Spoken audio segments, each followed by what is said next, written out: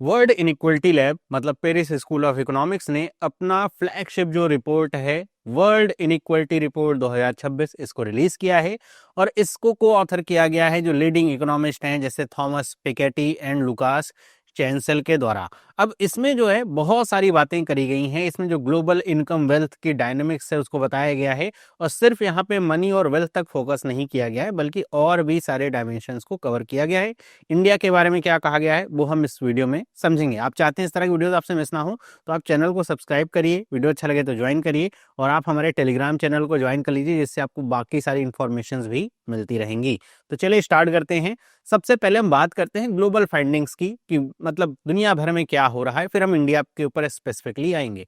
तो सबसे पहली बात इसमें बताई क्या गई है कि यहाँ पे जो ग्लोबल वेल्थ का कंसंट्रेशन है मतलब पूरी दुनिया में जो पूरी वेल्थ है उसमें बताया गया है कि जो 75% जो ग्लोबल वेल्थ है वो दुनिया के 10% लोगों के पास है। मतलब दुनिया के जो रिचेस्ट 10% हैं उनके पास 3/4 वेल्थ है पूरी दुनिया की। और अगर हम बात करें बॉटम 50% मतलब हाफ ऑफ द ह्यूमैनिटी मतलब पूरी दुनिया के जो 50% लोग हैं उनके पास केवल 2% जो ग्लोबल वेल्थ है वो आती है और बाकी का बचा जो पार्ट है वो जाता है मिडिल क्लास के पास। इसका मतलब हम ये समझ सकते हैं कि दुनिया के ज्यादातर जो वेल्थ है बहुत कम लोगों के हाथ में जाती है।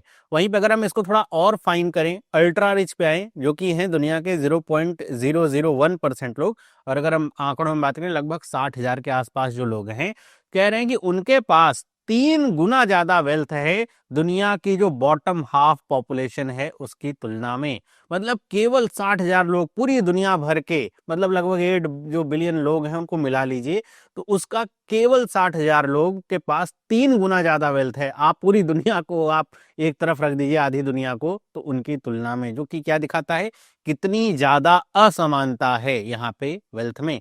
वहीं पे अगर हम इनकम डिस्पैरिटी की बात करें तो दुनिया के जो टॉप 10% अर्नर्स हैं वो टोटल जो ग्लोबल इनकम है उसका 53% अर्न करते हैं। मतलब दुनिया में जो टोटल इनकम जा रही है सैलरी के रूप में बाकी रूप में 53% केवल टॉप 10% को मिल रही है और बॉटम 50% का जो शेयर है वो केवल 8% है और बीच में जो बच रहा है वो मिडिल क्लास के जो लोग हैं उनको जा रहा है।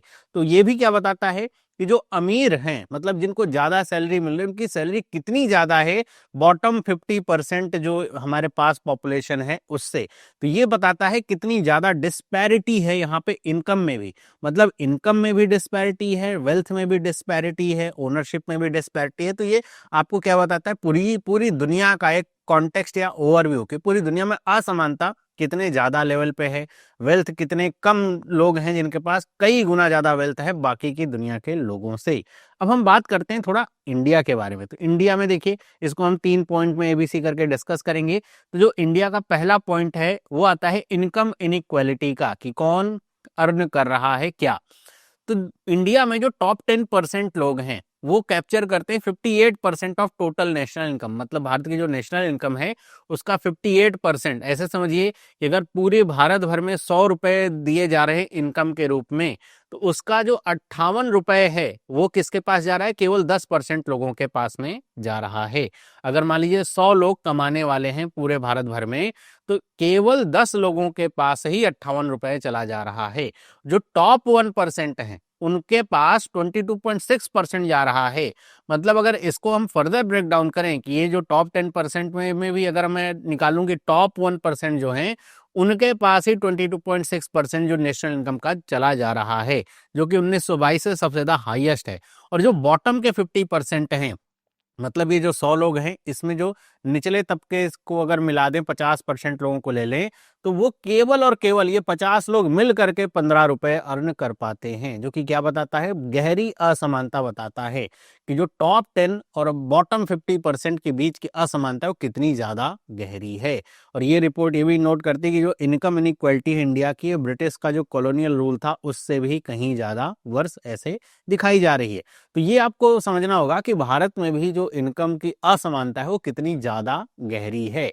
अब इससे समझ में आता है कि अमीर अमीर होते जा रहे हैं, गरीब गरीब होते जा रहे हैं। ये वाली जो खाई है ना वो भर नहीं पा रही है और इस वजह से इतनी असमानता दिखती है। वहीं पे इसका हम दूसरा वाला जो फैक्टर है वेल्थ इनइक्वालिटी का कि कौन क्या ओन करता है।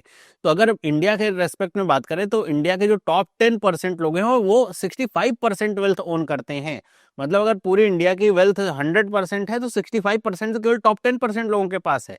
तो ये एक बहुत बड़ी असमानता है। और जो टॉप 1% अगर इसमें से हम निकालें तो वो 40% जो वेल्थ है उसको कंट्रोल कर रहे हैं या ओन कर रहे हैं। और वहीं अगर हम बॉटम 50% को देखें तो उनके पास केवल 6.4% की वेल्थ है। मतलब आप सोचिए कि अगर पूरे इंडिया में अगर 100 लोग हैं तो बॉटम के जो 50 लोग हैं केवल उनके पास 6.4% वेल्थ है। वहीं पे टॉप 1% के जो लोग हैं उनके पास 40% वेल्थ है। अगर इसको हम थोड़ा और ब्रेक डाउन करें, टॉप 10 में आए तो 65% वेल्थ यहीं पे चली जाती है। तो ये क्या बताता है कि हमारा जो मिडिल क्लास है वो कितना ज्यादा छोटा है, जो वेल्थ का डिस्ट्रीब्यूशन है वो कितना ज्यादा असमान है। टॉप 10 से हम बॉटम 50 को अगर कंपेयर करें तो कितनी बड़ी असमानता आपको दिखती है।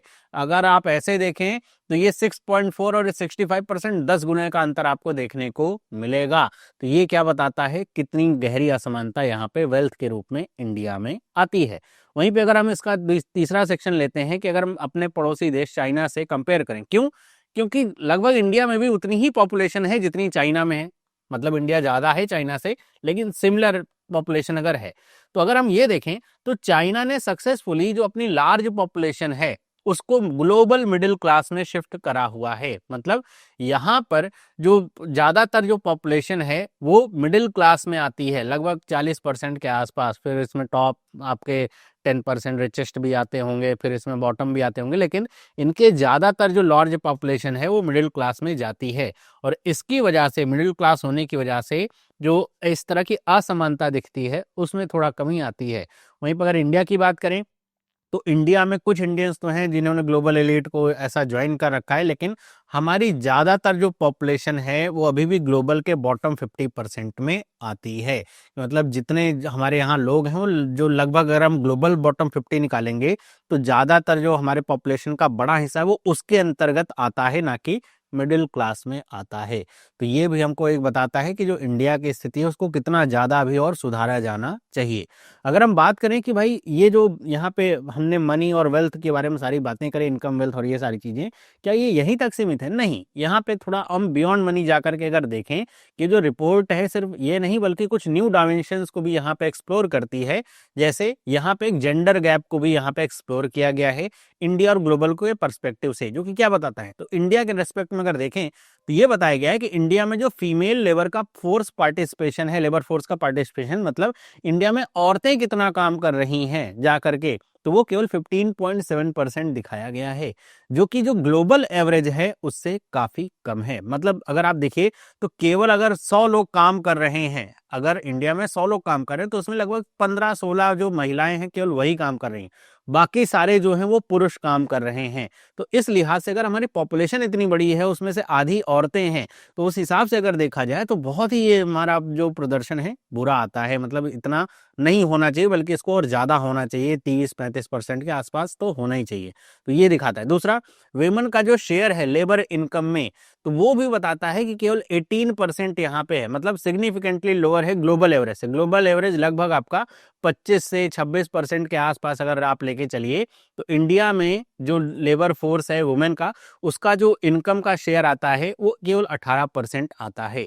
वहीं अगर हम ग्लोबल पार्टिसिपेशन की बात करें तो अगर आदमियों के हम आवरली अर्निंग की बात करें कि अगर एक आदमी 1 घंटे काम करके 100 रुपए कमाता है, तो वही सेम काम करके औरतों को केवल 61 रुपए मिलते हैं।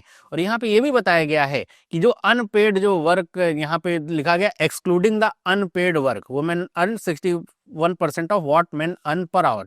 अनपेड वर्क को एक्सक्लूड करते हुए ये सारा डेटा दिया जा रहा है, क्योंकि औरतों को तो और भी बहुत सारे काम करने पड़ते हैं, हम घर के काम करते हैं, उनका कोई पैसा नहीं मिलता है। दूसरी बात, यहाँ पे ये भी बताया गया है कि जो आदमी है वो, इस रिपोर्ट में बताया गया है कि उनका जो काम करने का घंटा है वो भी कम होता है औरतों की तुलना में। औरतों का अगर आप देखें तो अनपेड वर्क वगैरह मिला ले तो उनके काम करने के आवर्स ज्यादा होते हैं आदमियों की तुलना में, लेकिन फिर भी उन्हें पैसा कम मिलता है सेम काम करने के लिए, और ज्यादा भी काम करने के लिए भी उन्हें कम पैसा प्राप्त हो रहा है। वहीं पर अगर हम क्लाइमेट इनइक्वालिटी की बात करें कि कौन कितना ज्यादा इमिशन कर रहा है, कार्बन इमिशन कर रहा है और उसकी ओनरशिप कितनी है, उसको अगर देखें तो जो पूरेस्ट 50% ऑफ द वर्ल्ड है, मतलब गरीब जो 50% पूरी दुनिया के हैं, वो केवल 3% का कार्बन इमिशन कर रहे हैं। लेकिन जो टॉप के 10% लोग हैं पूरी दुनिया के, उनसे 77% का जो इमिशन है वो होता है। तो ये आप ऐसे देख सकते हैं कि मतलब जो गरीब लोग हैं वो कार्बन इमिशन कम कर रहे हैं, लेकिन आप ये समझिए कि उनको ही सबसे ज्यादा इसका जो दुष्परिणाम है वो झेलने को मिलता है। चाहे वो खराब वायु क्वालिटी हो, वाटर क्वालिटी हो, फूड क्वालिटी हो, या फिर जो बीमारियां हैं उनसे लड़ने के लिए जो सारी चीजें हैं उस पे इनका खर्च ज्यादा है ना। मतलब वो उनका कंट्रीब्यूशन कम है लेकिन झेलना इनको ज्यादा पड़ता है। बल्कि जो टॉप 10% हैं जिनका इमिशन रेट जो है ज्यादा है, लेकिन उन्हें कम झेलना पड़ता है चीजों को।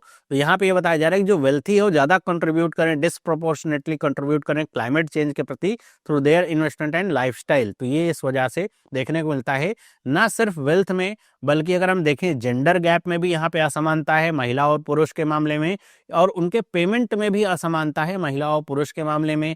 क्लाइमेट इनइक्वलिटी भी हमको देखने को मिलती है कि दुनिया के 50% जो गरीब हैं और 10% जो अमीर हैं उनमें कितना ज्यादा यहाँ पे क्लाइमेट इनइक्वलिटी ये आती है। तो सिर्फ वेल्थ तक ही सीमित नहीं है, बल्कि हम अगर बात करें जेंडर गैप और क्लाइमेट इनइक्वलिटी, यहाँ पर भी बहुत बड़ा गैप देखने को मिलता है। और हम बात करते हैं कि ये इनइक्वलिटी बढ़ क्यों रही है, मतलब कम नहीं हो रही है, समय के साथ बढ़ रही है, क्यों? तो इसका एक हम कह सकते हैं कि रिग्रेसिव जो टैक्स सिस्टम है उसकी वजह से। मतलब ये समझिए कि जो इफेक्टिव टैक्स रेट है वो कोई बिलीनियर के लिए ना वो टैक्स रेट डिक्लाइन होता जाता है कंपेयर टू मिडिल क्लास। इसको ऐसे समझिए, मैं एक सिंपल एग्जांपल समझाता हूँ कि अगर कोई व्यक्ति मिडिल क्लास का है, वो लेट से एक साल में कमाता है 8 लाख रुपया, मान लेते हैं 10 लाख रुपए, है ना। मैं यहाँ पे ग्लोबल कॉन्टेक्स्ट को लेकर के बात करूंगा, सिर्फ इंडिया के लिए नहीं, ये बातें सारी ग्लोबल कॉन्टेक्स्ट को लेकर के हैं। तो लेट से उस 10 लाख रुपए पे उसे लेट से 10% का टैक्स पे करना पड़ता है, तो वो 1 लाख रुपए का टैक्स पे करता है। आप कहोगे हाँ टैक्स पे करता है, ये डायरेक्ट टैक्स है, इनकम टैक्स की बात कर रहा हूँ। जो बाकी जो इनडायरेक्ट टैक्सेस के रूप में पे करते हैं वो अलग है। तो ये उसने पे किया। अगर हम इसमें इनडायरेक्ट टैक्सेस वगैरह को भी मिला दें तो भी वो इतना ही आ जाएगा, क्योंकि सामान वो खरीदता होगा, साल भर उसके चलते होंगे, इसी के आसपास पड़ेगा। तो मतलब अगर 10 लाख कमाएगा तो उसके लगभग 2 लाख रुपए चले जाएंगे टैक्स के रूप में, है ना। 8 लाख उसके बचे। ओके, वहीं पे अगर हम किसी बिलियनियर को लें कि जिसकी वेल्थ जो है वो ऐसे, मैं समझता हूँ लेट से कि उसकी वेल्थ है 10,000 करोड़ रुपए, थोड़ा बड़ा आंकड़ा मैं ले रहा हूँ, 10,000 करोड़ रुपए की उसकी वेल्थ है, क्या वो भी उतना ही टैक्स भरेगा? तो उसका आप जवाब कहोगे सर वो तो टैक्स आगे बढ़ता है तो बढ़ जाता है ना। लेकिन यहाँ पे क्या होता है कि जो 10,000 करोड़ रुपए की इसकी वेल्थ होती है, इसकी इनकम नहीं होती है।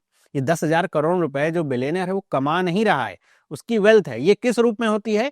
इसमें बहुत ही कम पोर्शन उसकी क्या होता है, सैलरी का होता है। जो बिजनेस वो ओन करते हैं बहुत ही कम पोर्शन उसका सैलरी का होता है, बल्कि उसके जो शेयर्स हैं उसकी जो वैल्यू होती है ज्यादा होती है, बॉन्ड्स वगैरह जो होते हैं उसकी वैल्यू ज्यादा होती है, उसकी जो प्रॉपर्टीज होती हैं उसकी वैल्यू ज्यादा होती है, बाकी उसकी जो मार्केट कैप वगैरह होती है उसकी वैल्यू ज्यादा, मतलब जो बाकी एसेट्स हैं उनकी वैल्यू काफी ज्यादा होती है।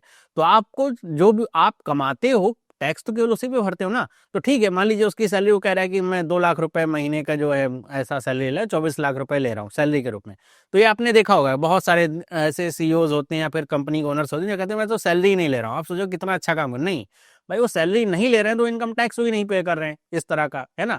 और जो कपड़ा खरीद रहे हैं, खाना खरीद रहे हैं, बस उसी पे उनका जो इनडायरेक्ट टैक्स है वो जा रहा है, बाकी इस सब पे वो कोई टैक्स नहीं पे कर रहे हैं। क्यों? अब ऐसे समझिए कि अगर 2024 में जो उसके पास शेयर था उसकी वैल्यू लेट से मान लेते हैं 1,000 करोड़ रुपए थी, अब 2025 में वो जो शेयर होगा वो बढ़ करके उसकी वैल्यू 2,000 करोड़ रुपए हो गई।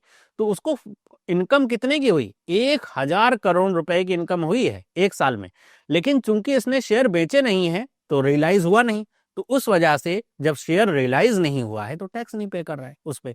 जब ये शेयर्स को बेचेगा ना तभी तो टैक्स पे करेगा। तो आप कहोगे सर इतना हाई लाइफस्टाइल मेंटेन कैसे करते हैं? तो उसके पीछे का रीजन ही होता है कि ये जो इनके एसेट्स होते हैं ना इनको बेचते नहीं है, बल्कि क्या करेंगे, ये किसी बैंक के पास जाएंगे, कहेंगे भाई ये मेरी नेटवर्थ है, ये मेरे पास शेयर है 1,000 करोड़ रुपए के, 2,000 करोड़ रुपए के, मुझे इस पे लोन चाहिए।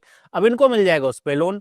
अब लोन का जो अमाउंट होगा वो कितना होगा? ज्यादा से ज्यादा 5%, 10%। मैं ग्लोबल कॉन्टेक्स्ट की बात कर रहा हूँ, सिर्फ इंडिया की नहीं।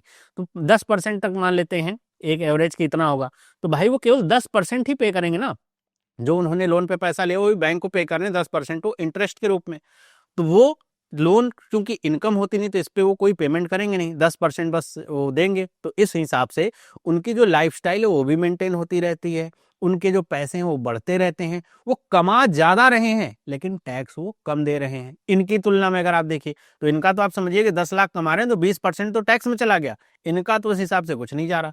तो ये जो रिग्रेसिव टैक्स सिस्टम होता है मिडिल क्लास की तुलना में बिलियनियर्स के लिए काफी इफेक्टिव, मतलब कम इफेक्टिव होता है, जिसकी वजह से इनकी वेल्थ साल दर साल बढ़ती जाती है। ये लोन का प्रयोग करके अपनी पूरा जीवन बिताते हैं, वो भी ऐशो आराम से, और अपने पैसे से पैसा बना रहे होते हैं। और यहाँ पे इनकम करने वाले सैलरी बेस्ड पे जो लोग होते हैं मिडिल क्लास वगैरह, तो वो उनका जो है टैक्स में ही बहुत पैसा चला जाता है और इस वजह से ये असमानता बढ़ती जाती है। फिर वीक लेबर प्रोटेक्शन होते हैं, मतलब कि जो रियल वेजेस हैं बॉटम 60% ऑफ द पॉपुलेशन के, वो बता रहे हैं स्टैग्नेशन पे है, मतलब बहुत ज़्यादा जो लेबर का जो पैसा मिलना चाहिए, वेजेस मिलने चाहिए, वो बढ़ते नहीं है। और बढ़ते भी हैं, सरकारी आंकड़े में बढ़ा भी देते हैं। आप एक छोटा सा एग्जांपल आप लीजिए, आप किसी भी प्राइवेट स्कूल में अगर आप जाइए तो जो बहुत अच्छे स्कूल होंगे उनका तो मैं बात नहीं कर रहा हूँ, लेकिन ज़्यादातर जो इंडिया में प्राइवेट स्कूल में अगर आप जाएंगे नौकरी करने के लिए, सरकार का एक नियम है कि अच्छा आपका जो टीचर होगा उसको कम से कम इतनी तनख्वाह देंगे, लेकिन क्या वो रियल वैल्यू उनको मिलती है? नहीं, उनको नहीं मिल पाती। कैसे? बहुत तरह से होता है, वो खाते में पैसा ट्रांसफर कर देंगे कि अच्छा इतने हजार हम अपने टीचर्स को दे रहे हैं, लेकिन वो उन टीचर्स को कहते हैं इतना 1000 रुपये हमें कैश में वापस ला करके दे दो। तो आप अगर सोचिए कि अगर किसी टीचर को ये दिखाया जा रहा है कि हम 50,000 रुपये दे रहे हैं सैलरी के रूप में, लेकिन वो सैलरी के रूप में क्रेडिट तो हो रहा है, लेकिन फिर उनसे 10,000 रुपये वापस भी ले लिए जा रहे हैं, तो उसके पास तो 40,000 ही आ रहे हैं, है ना। तो रियल वेजेस के मामले में अगर देखा जाए तो ये स्टैग्नेशन होता है, और इस वजह से जो लेबर प्रोटेक्शंस एक्ट वगैरह होते हैं उतना अच्छे तरीके से लागू नहीं हो पाते हैं। हमारे इंडिया में तो बहुत सारा काम ऐसा कॉन्ट्रैक्टर बेसिस पे होता है, जैसे अगर किसी फैक्ट्री में मजदूर लगाए गए, मजदूरों की मान लीजिए सैलरी दी जा रही है 15,000 रुपये, तो वो कॉन्ट्रैक्ट बेसिस पे ऐसे आते हैं, जो कॉन्ट्रैक्टर होता है ये 15,000 उसको पे करते हैं, कॉन्ट्रैक्टर मजदूरों को पे करेगा 10,000 रुपये, ऐसे समझिए। तो 5,000 रुपये वो खा लेगा बीच में अपना कमीशन, तो उनको मजदूर को तो केवल 10,000 रुपये ही मिले। दिखाया जा रहा है कि तो कंपनी तो दिखा रही कि हमने कॉन्ट्रैक्टर को 15,000 रुपये पर मजदूर के हिसाब से पे किए हैं। तो रियल में तो यहाँ पे असमानता बढ़ती जाती है। फिर वहीं पे प्राइवेटाइजेशन भी है कि जो पब्लिक वेल्थ है, जो सरकारी वेल्थ है, उसको प्राइवेट हैंड में देने की वजह से जो उसका लाभ मिलना चाहिए, जो बॉटम के 50% लोग हैं जिनके वेलफेयर के लिए उसको इन्वेस्ट करना चाहिए गवर्नमेंट को, वो जब प्राइवेट हाथ में चला जाए, जैसे आप समझिए इंडिया की अगर मैं बात करूं, जैसे रेलवे हमारे पास सरकारी है, आप सबको पता है कि रेलवे जो है वो जितना कमाती है उतना उसको पर्याप्त नहीं, घाटे में रहती है रेलवे। तो ऐसे में अगर सरकार ये कल को कहे कि हम रेलवे को प्राइवेट करने जा रहे हैं, पूरी की पूरी रेलवे को, तो जब प्राइवेट हाथ में रेलवे जाएगी तो प्राइवेट कंपनियां थोड़ी ना घाटा बर्दाश्त करेंगी, वो तो टिकट के प्राइसेस क्या करेंगे, बढ़ाएंगी। तो ऐसे में जो आदमी आज ये अफोर्ड कर सकता है कि वो कम पैसे में एक जगह से दूसरी जगह जा सकता है, फिर वो अफोर्ड नहीं कर पाएगा। तो इस वजह से जब हम किसी भी पब्लिक इस तरह की वेल्थ है उसको अगर प्राइवेट हाथ में देते हैं, तो इस वजह से जो वेलफेयर होना चाहिए वो नहीं हो पाता है। तो ये सारे रीजंस होते हैं। अब सोचिए कि अगर कोई व्यक्ति है जो 500 रुपए में एक जगह से दूसरी जगह, लेट से 1000 किलोमीटर जा पा रहा है, मैं एग्जाम्पल के तौर पर बता पा रहा हूँ, तो जा पा रहा है, अगर प्राइवेट में हो गया तो वो कहेंगे कि अच्छा 1500 रुपये पे करने पड़ेंगे। ऐसे में जो अब उसके 1000 रुपये पहले बच रहे थे, अब तो वो यहाँ पे खर्च होंगे। अगर उसको मजबूरी ही है जाना तो खर्च करेगा ही ना। तो ऐसे में तो फिर उसकी गरीबी बढ़ती जाएगी। अब मतलब वेल्थ जो उसके पास है, जो ओन करे, वो कमी होगी, बढ़ेगी तो है नहीं। तो ये इस वजह से इस तरह की जो इनइक्वालिटीज हैं राइज करती हैं। बाकी इसके छोटे मोटे और भी रीजंस हैं। अब वे फॉरवर्ड की हम बात करें पॉलिसी रिकमेंडेशन की, तो एक वेल्थ टैक्स की बात हो रही है। इंग्लैंड में इस तरह का वेल्थ टैक्स लगाया गया और इसके लिए आपने देखा होगा भारत के भी कई सारे ऐसे, मतलब भारत के क्या, मतलब भारतीय मूल के कई सारे ऐसे बिजनेसमैन हैं और बहुत सारे लोग हैं जो अब ये कह रहे हैं कि हम इंग्लैंड छोड़ करके स्विट्जरलैंड में शिफ्ट करेंगे। क्यों? वेल्थ टैक्स लगाया जा रहा है। मतलब कि अगर आप वेल्दी हैं तो आपके ऊपर एक्स्ट्रा टैक्स लगाया जा रहा है, जिससे जो उस पैसे, जो पैसा प्राप्त होगा उसको जो नीचे के लोग हैं उनके डेवलपमेंट के लिए खर्च किया जा सके। तो इस वजह से जो प्रोग्रेसिव जो टैक्स है इस तरह से लगाया जाए कि जो भाई बहुत अमीर हैं उनके ऊपर टैक्स लगाएंगे आप, तो थोड़ा आपको पैसा ज़्यादा मिलेगा, उसे आप नीचे खर्च करेंगे तो नीचे वाले लोग भी ऊपर आ पाएंगे। आपने इस बारे में अगर नहीं सुना हो तो लगभग 1 साल पहले की न्यूज़ है, एलन मस्क को लेकर के भी इसी तरह की चीज़ें हुई थी, जो मैंने भी बताया था ना कि शेयर के माध्यम से ही सारी चीज़ें, एलन मस्क के पास बहुत सारी संपत्ति, लोगों ने क्वेश्चन करना शुरू किया तो उन्होंने अपने बहुत सारे शेयर बेच दिए इस दिखाने के लिए कि मैं शेयर बेच रहा हूँ, इस पे टैक्स पे करूंगा और उससे काम करूंगा। तो वो सारी चीज़ें हैं। पब्लिक इन्वेस्टमेंट भी यहाँ पे बताया जा रहा है कि जो गवर्नमेंट्स हैं उसमें high quality education, health care और न्यूट्रिशन पे खर्च करना चाहिए, क्योंकि जब इस पे आप खर्च करेंगे अपनी जनता के ऊपर, मतलब जो गरीब जनता है, हाई क्वालिटी एजुकेशन मिलेगी उनको, अच्छा हेल्थ केयर मिलेगा, न्यूट्रिशन मिलेगा, तो वो भी जो गरीबी है ना उससे आगे आ पाएंगे, वो गरीबी से मिडिल क्लास में आ पाएंगे, मिडिल क्लास से वो ऊपर बढ़ पाएंगे।